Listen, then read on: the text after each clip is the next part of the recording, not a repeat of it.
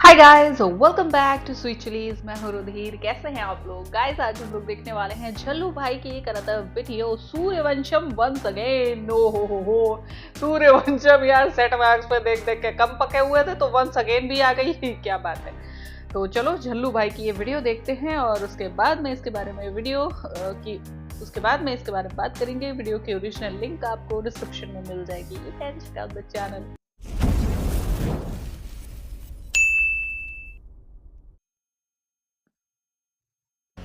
हाँ तो भाई लोग, कहानी की शुरुआत होती है अमिताभ बच्चन की एंट्री के साथ, जिसमें उनको लुक को इतना हैवी दिखाया गया है कि उन्हें और उनके गेटअप को अगर अलग अलग से वेट कराया गया तो उनका गेटअप हैवीवेट चैंपियन निकलेगा। इसके बाद हमें दिखाया जाता है भानु प्रताप का गांव, जहां हमें पता चलता है कि वो इतने बड़े जमींदार या इतनी बड़ी हस्ती हैं जो गाँव वालों को सेंटा की तरह फ्री में गिफ्ट बांट रहे हैं।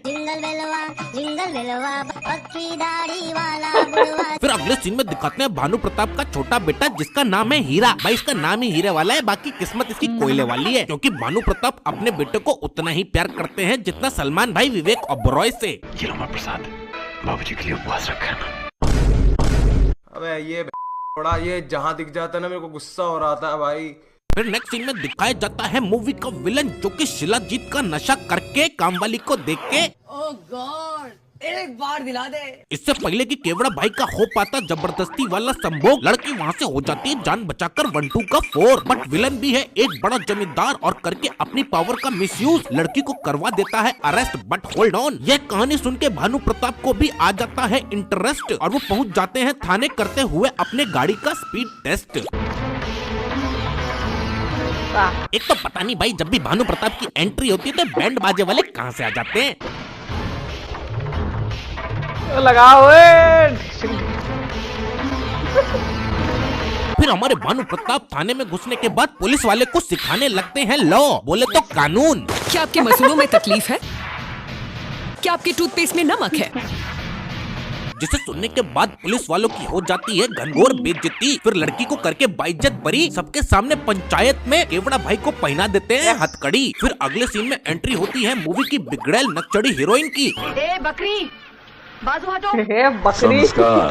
अब भैया इतनी बातें सुनने के बाद अनुपम खेर को आ जाता है गुस्सा और वो ले लेता है इन लोगों की फिरकी। बहुत काम किया, आप चले जाओ, मेरे गांव में घुसना मत, आइंदा आना मत। बस प्रेम से समझा रहा हूँ, चुपचाप पतली गली से निकल जाओ। लेकिन बहुत धक्के खाने के बाद आखिरकार ये लोग पहुंच जाते हैं अपने डेस्टिनेशन और उनको पता चलता है कि ये दोनों वही भेड़ बकरी हैं जिनकी वजह से इनको घर ढूंढने में हुई थी फ्रस्ट्रेशन। Now Badlapur continues. चलो उठक बैठक।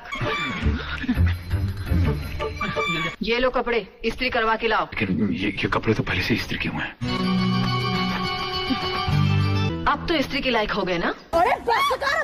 फिर हमें पता चलता है कि गांव में 50-50 कोस दूर जब भी कोई बच्चा रोता है तो उसकी माँ कहती है छोटी मालिक का गीत गूंजा, अब ये चुप हो जाएगा। और हमारे हीरा भैया बिना लाउड स्पीकर के इतनी तेज गाना गाते हैं कि सब- गांव के सब कोने-कोने तक सुनते हैं। आवाज जाती है, जिससे बच्चे चुप हो जाते हैं और लड़कियां उन पर लट्टू हो जाती है। और ऐसा ही हुआ हमारी हीरोइन के साथ, जो उनका गाना सुन के उन पर लट्टू हो जाती है। फिर कहानी होती है शिफ्ट और कहानी में एंट्री होती है एसीपी प्रद्युमन की, जो की है हीरोइन का बाप, जो की पहचान लेता है हीरा ठाकुर को, जो की है भानु प्रताप की शुक्राणु की औलाद। जिसे सुनने के बाद हीरोइन का अंदर का गोल डिगर जाता है जाग।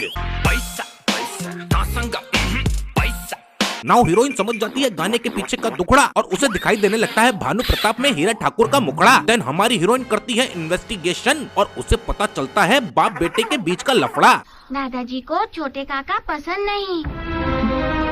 अब हीरोइन के मन में आ चुका है ठाकुराइन बनने का लालच और वो पहुंच जाती है अनुपम खेर के पास जानने की कैसे हुई है हीरा ठाकुर की ऐसी हालत।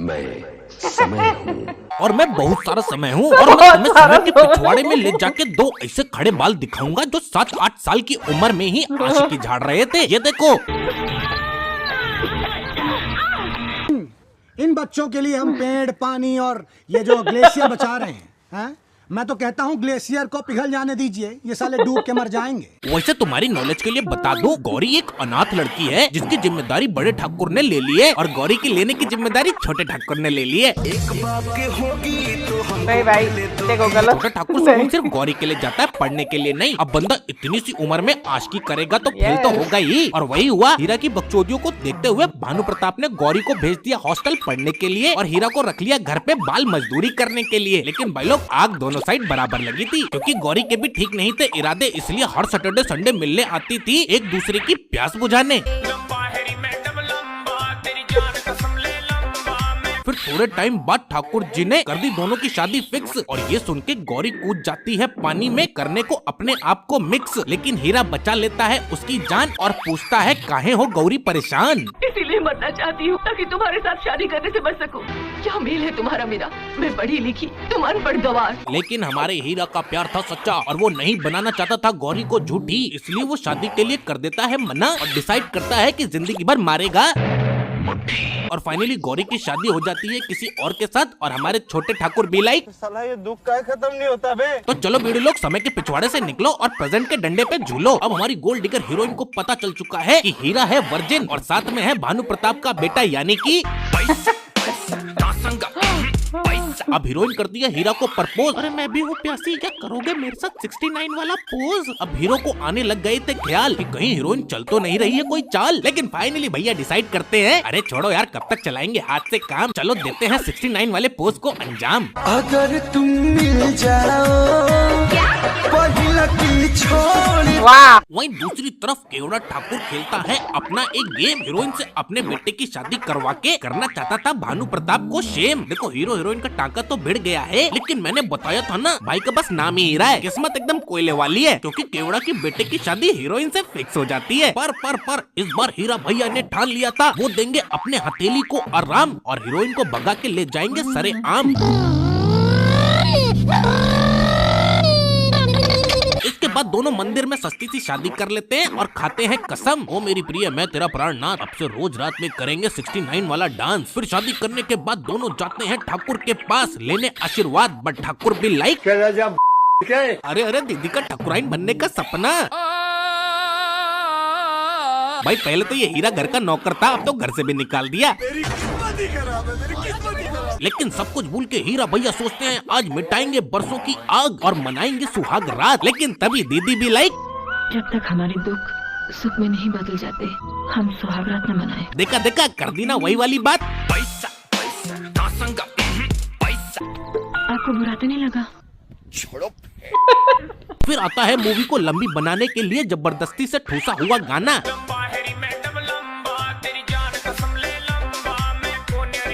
इसके बाद सब कुछ धीरे धीरे गुजरता गया और दोनों की लाइफ ठीक चल रही थी। जैसे कि हीरा को मजदूर वाली नौकरी मिल चुकी थी और हीरोइन के घर वालों से भी संबंध अच्छे होने लगे थे। पर यहीं पे आता है कहानी में ट्विस्ट, क्योंकि हीरोइन को मिलती है हीरा की एक्स, जो कि करने लगती है उसके सामने फ्लेक्स। क्यों री कल मुही बहुत बोल रही थी तू? उसका बस नाम ही हीरा है, नहीं तो उसके पेंट का अंदर का भी ढीला है। गेस व्हाट, हीरा भी ये सब कुछ खड़े होकर देख रहा था।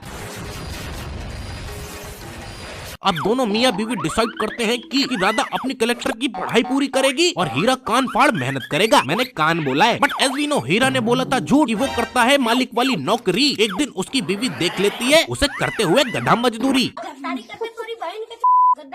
फिर हमारी हीरोइन उसको याद दिलाती है जब तक तू बड़ा आदमी नहीं बनेगा तब तक तुझे नहीं दूंगी नहीं दूंगी नहीं दूंगी रे। लेकिन पास में खड़े थे हमारे शार्क टैंक के फ्यूचर जज कादर खान, जो कि करते हैं हीरा में इन्वेस्ट। उसको देते हैं पैसे जिससे वो स्टार्ट करता है ट्रांसपोर्ट सर्विस खरीद के सेकंड हैंड बस। और फिर तो भैया हीरा इतना अमीर बन जाता है, इतना अमीर बन जाता है कि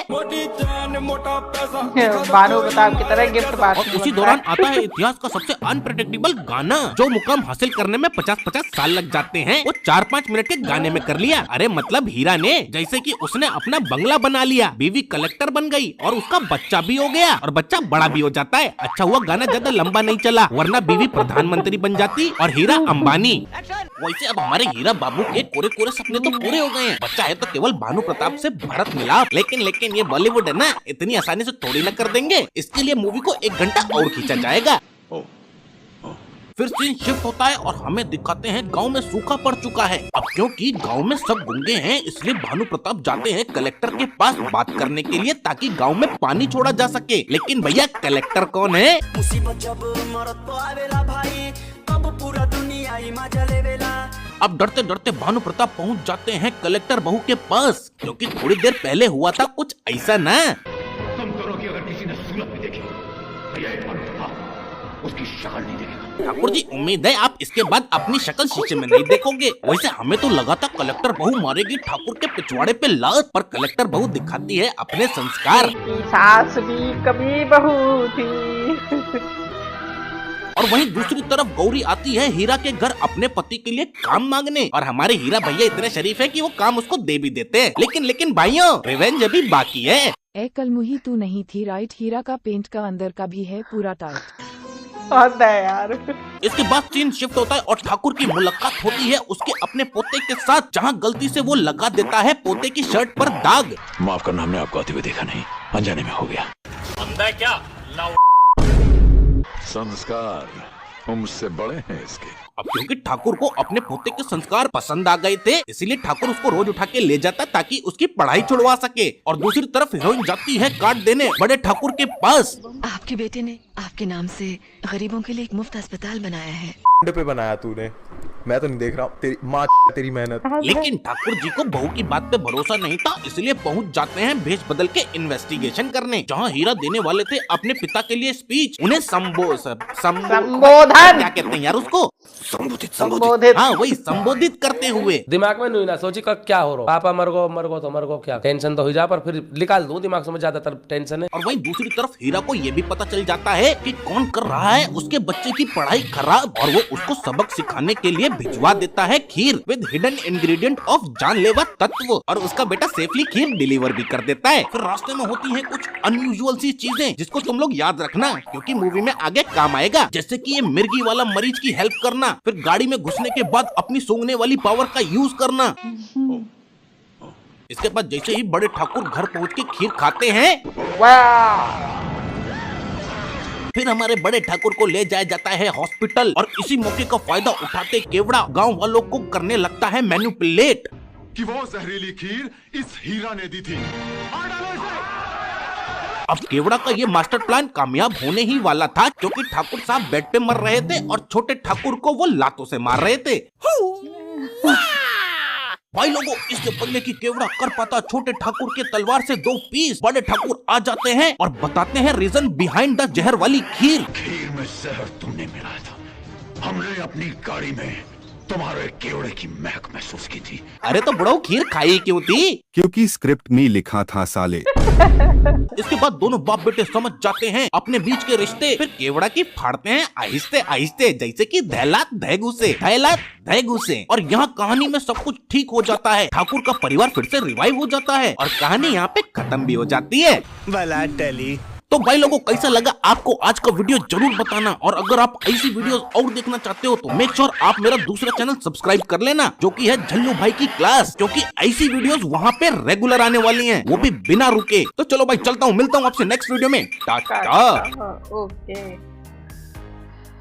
अबे भाई साहब, क्या वीडियो थी यार, क्या वीडियो थी। मतलब सूर्यवंशम मैंने अनगिनत बार देखी है, अनगिनत मजबूरी में, ठीक है, क्योंकि जब आप टेबल पर खाना खा रहे होते हो सबके साथ बैठकर, है ना, और अगर पापा जी ने सूर्यवंशम लगा दी है तो वो आपको देखनी पड़ेगी, वहीं बैठकर देखनी पड़ेगी, और देखनी पड़ेगी कि हाँ माँ बाप कैसे होते हैं, उनके बच्चे कैसे होते हैं, ठीक है, बच्चे जो मतलब किस तरीके के होते हैं और कैसे मेहनत करके नाम कमाते हैं, वो देखना पड़ता है आपको। बागबान आ रही हो, चाहे सूर्यवंशम आ रही हो, चाहे इस टाइप की कोई और सी पिक्चर आ रही हो, है ना, लेकिन जब तारे जमीन पर आ रही होती है ना, तब टीवी बंद।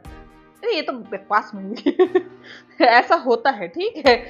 तो वो चीज़ है कि भाई ये मूवी मैंने सैकड़ों बार देखी है, हजारों बार देखी है, लेकिन इस नज़रिए से नहीं देखी थी बिल्कुल भी नहीं यार।